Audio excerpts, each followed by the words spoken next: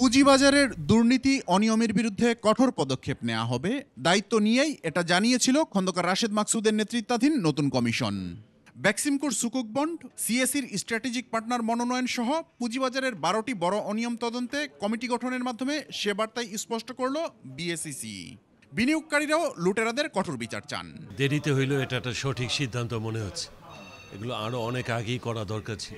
এটা যদি বলবৎ থাকে এবং স্বচ্ছতা থাকে তাহলে মার্কেট আশা করি অনেক দূর আগাবে ইনশাল্লাহ। যারা আমাদেরকে ক্ষতিগ্রস্ত করেছে তাদের বিরুদ্ধে ব্যবস্থা নেওয়ার জন্য অবশ্যই এটা অত্যন্ত জরুরি বলে আমি মনে করি। তদন্ত কমিটিকে নিয়ে সোমবার গণমাধ্যমের মুখোমুখি হয়ে বিএসইসি জানায় ১৯৯৬ ও ২০১০-এর ধসের পরও তদন্ত কমিটি হয়েছিল।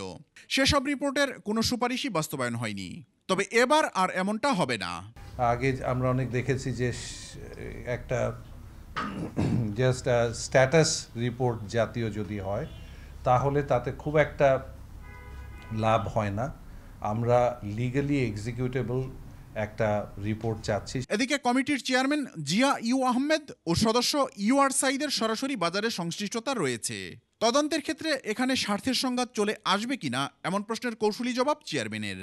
যখন কেউ দেখবে যে ওই ডিলে উনার কোম্পানি পার্সোনালি না হলেও ওনার কোম্পানির কোনো ধরনের ইনভলভমেন্ট বা ফাংশনে ছিল, তখন উনি নিজেকে এক্সকিউজ করে নেবেন। এবারের তদন্ত প্রতিবেদন গোপন করার কোনো চেষ্টাই কমিশন করবে না বলেও আশ্বস্ত করেছেন বিএসইসি চেয়ারম্যান। কিছুটা হলেও অ্যাচিভ করতে পেরেছি। মেহেদী হাসান, ২১ টেলিভিশন, ঢাকা।